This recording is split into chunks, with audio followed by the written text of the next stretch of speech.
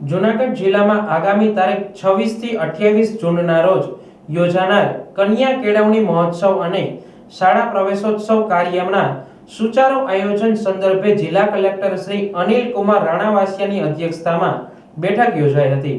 તારીખ 26 થી 28 જૂન 2025 દરમિયાન તમામ સરકારી પ્રાથમિક માધ્યમિક, અનુદાનિત માધ્યમિક, ઉચ્ચતર માધ્યમિક સહિતના શાળાઓમાં શાળા પ્રવેશોત્સવ અને કન્યા કેળવણી કાર્યક્રમ 2025 યોજાનાર છે।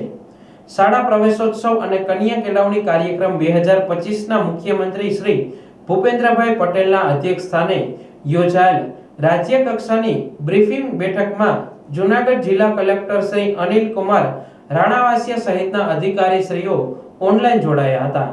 કલેક્ટર શ્રી અનિલ કુમાર રાણાવાસિયાએ શાળા પ્રવેશોત્સવ અને કન્યા કેળવણી સંબંધિત અધિકારીઓએ મહોત્સવને સફળ બનાવવા અને સુચારુ સંકલન કરવા તેમજ શાળા પ્રવેશોત્સવ પહેલા શાળાઓની સાફ સફાઈ, વીજળી, પીવાના પાણી સહિતની પ્રાથમિક સુવિધાઓ સુનિશ્ચિત કરવા સંબંધિત અધિકારીઓને સૂચનાઓ આપી હતી।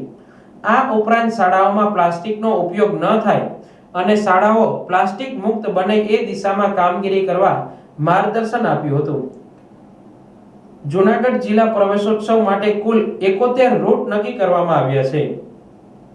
જૂનાગઢ જિલ્લામાં અંદાજે બાલવાટિકામાં કુલ 8069, ધોરણ 1 માં 9072, ધોરણ 9 માં 9867, ધોરણ 11 માં 12738 એમ મળી કુલ 39000 જેટલા બાળકોનો શાળા પ્રવેશોત્સવ યોજાશે।